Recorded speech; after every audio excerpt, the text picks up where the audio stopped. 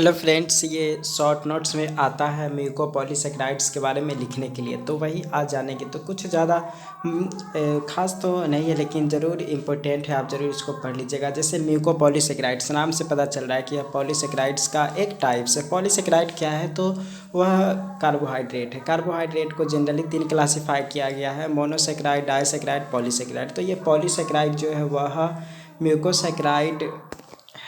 मतलब उसको म्यूकोसेकेराइड में देख लेते हैं कि म्यूकोपॉलीसेकेराइड्स आर हेट्रोग्लाइकन्स। हेट्रोग्लाइकन्स कहने का अर्थ हो गया कि heteroglycans made up of repeating units of sugar derivative. Sugar derivative का बहुत सारा चीज़ इसमें मिला होता है। तो म्यूकोपॉलीसेकेराइड्स वही होता है जिसमें amino sugars and uronic acids मिला होता है, commonly known as ग्लाइकोसेमाइनोग्लाइकन्स।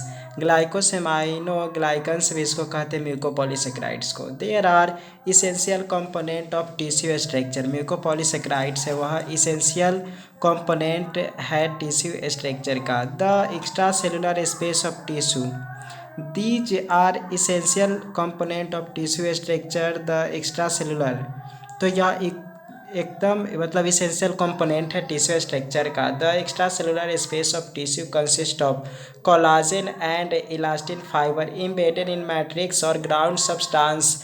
Ground substance जो सेल का बाहरी पार्ट होता है उसी में यह पाया जाता है। एक्स्ट्रा सेलुलर स्पेस में भी होता है ये।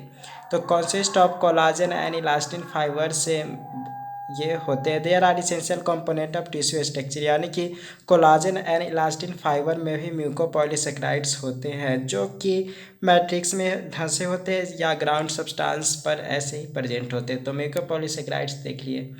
द इम्पोर्टेंट म्यूकोपॉलीसेकेराइड्स आर, तो जो कुछ खास पॉलीसेकेराइड्स है जैसे हो गया हाइलुरोनिक एसिड, फिर है कॉन्ड्रोइटिन सल्फेट, ये सब म्यूकोपॉलीसेकेराइड्स है। फिर हिपैरिन भी म्यूकोपॉलीसेकेराइड्स में आता है। फिर उसका डर्मेटेन सल्फेट एंड केराटिन सल्फेट, ये सब शामिल है म्यूकोपॉलीसेकेराइड्स में। तो यहाँ पर देख लेते हैं हाइलुरोनिक एसिड के बारे में। तो composed of alternate units of D glucuronic acid. तो हाइलुरोनिक एसिड के बारे में है कि composed of alternate units of D glucuronic acid and N acetyl D glucosamine held together by glycosidic bonds. तो यहाँ पर है हाइलुरोनिक एसिड्स के बारे में कि composed of alternate units of. तो हाइलुरोनिक एसिड में D glucuronic acid and N acetyl glucosamine, ये अल्टरनेट मैनर से बॉन्डेड होते हैं, यानी कि held together by glycosidic bond से। ये D glucuronic acid and N acetyl glucosamine होते हैं। तो ये अल्टरनेट, तो यही सब मिलकर जो D glucuronic acid and N acetyl D glucosamine हो गया, वो मिलकर हाइलुरोनिक एसिड बनाता है। तो वो इसमें बहुत सारे ग्लाइकोसिडिक बॉन्ड होते हैं प्रेजेंट इन कनेक्टिव टिश्यू। जो यहाँ पर हाइलुरोनिक एसिड है वह कनेक्टिव टिश्यू में भी होता है, साइनोवियल फ्लूइड में भी होता है एंड वाइट्रस ह्यूमर में भी प्रेजेंट होता है ये। देन उसके बाद है सर्व एज लुब्रिकेंट, वह लुब्रिकेंट की तरह भी काम करता है। हाइलुरोनिक एसिड हो गया, वह लुब्रिकेंट की तरह काम करता है। Serve as lubricant and shock absorber in the joint, shock न लगे इसके चलते शॉक एब्जॉर्बर का भी काम करता है hyaluronic acid in the joints. फिर प्रोमोट्स वुंड हीलिंग, यानी कि अगर कहीं पर घाव भी हो जाता है उसको जल्द से जल्द भरने में भी मदद करता है हाइलुरोनिक एसिड। तो इस तरीके से हमने हाइलुरोनिक एसिड्स के बारे में जान लिए जो कि एक पॉलीसेकेराइड होता है। उसके बाद कॉन्ड्रोइटिन सल्फेट की बात करते हैं।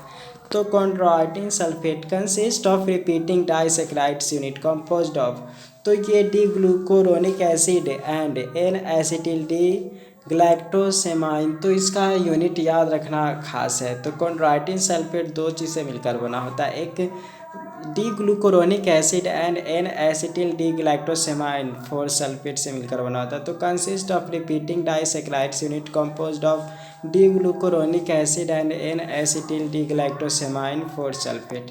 उसके बाद है कि a major constituent of various mammalian tissue. A major constituent of mammalian tissue जैसे हो गया like bone, cartilage, tendons, heart, valves, skin, cornea etc।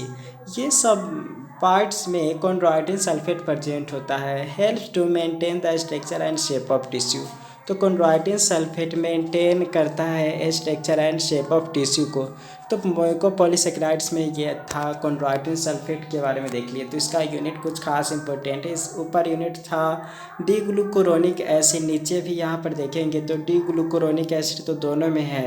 एक में डी ग्लूकोसेमाइन हाइलुरोनिक एसिड में मतलब एन एसिटिल डी ग्लूकोसेमाइन, और यहाँ पर है एन एसिटिल डी ग्लाइकोसेमाइन। तो इस तरीके से कॉन्ड्रॉइटिन सल्फेट में देख लिया, और डिफरेंस क्या है वो और है ये भी। अब हिपैरिन की बात करते हैं। Heparin composed of alternate units of N-sulfo-D glucosamine 6-sulfate and glucuronate two sulphate. तो ये दोनों मिलकर बना होता है हिपैरिन।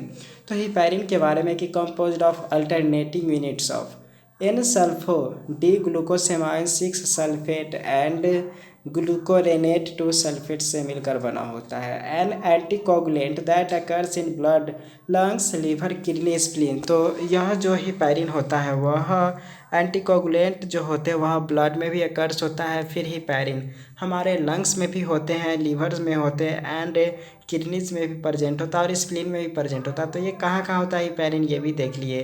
और ये काम क्या करता है? Help the release the enzyme lipoprotein lipase, यानी कि यह हेल्प्स करता है एंजाइम को, जो कि लाइपोप्रोटीन लाइपेज एंजाइम है उसको रिलीज करने में हेल्प करता है। तो लाइपोप्रोटीन लाइपेज काम ये भी करता है। Lipoprotein lipase which help in clearing the turbidity of lipemic plasma. तो टर्बिडिटी ऑफ लाइपेमिक जो प्लाज्मा होते हैं तो उसमें ये रोल निभाता है। तो मतलब ये साफ सफाई करता है प्लाज्मा में जो लिपिड होते हैं वो उसका रास्ता को वह क्लियर करता है। देन उसके बाद यहाँ पे देखेंगे डर्मेटेन सल्फेट के बारे में बात करते हैं। ये भी म्यूकोपॉलीसेकेराइड्स है। तो composed of L iduronic acid and N acetyl glycosamine four sulphate. तो composed of L iduronic acid and N acetyl glycosamine four sulphate ये होते हैं present in blood vessels, heart, valves, skin. तो डर्मेटेन सल्फेट ये सब में होते हैं present in blood vessels, heart, valves, skin, ये सब में प्रेजेंट होते हैं। देन है maintain the shape of the tissue. तो मेंटेन करता है shape of the tissue, tissue को शेप को भी मेंटेन करने का काम करता है डर्मेटेन सल्फेट। तो डर्मेटेन सल्फेट को देख लिए कि composed of L iduronic acid and N acetyl glycosamine four sulphate present in blood vessels, heart, valves, skin में ये अकर्स होते हैं। Maintain the shape of the tissue. अब केराटिन सल्फेट की बात करते हैं। केराटिन सल्फेट की बात करते हैं तो इसमें consist of alternating units of, alternate unit होता है D ग्लाइकोसेमाइंस and N acetyl glucosamine 6-सल्फेट। तो कंसिस्ट ऑफ इसका ये कोशिश कीजिए याद हो जाए इसका जो यूनिट है, यानी कि consist of alternating units of D glycosamine and N acetyl glucosamine six sulphate present in cartilage, cornea, connective tissue, keep cornea. तो यहाँ पर देख ले कि कार्टिलेज में भी होता है, कॉर्निया में भी एंड कनेक्टिव टिश्यू में भी होता है। Keeps cornea transparent. तो केराटिन सल्फेट है वह कॉर्निया को ट्रांसपेरेंट कर रखने में हेल्प करता है। तो केराटिन सल्फेट के बात कर लिए। इसी तरीक़ा से पूरा अगर देखना चाहते प्लेलिस्ट को आप चेक कीजिए, वहीं से आप पूरा पढ़ सकते। तो थैंक यू सो मच।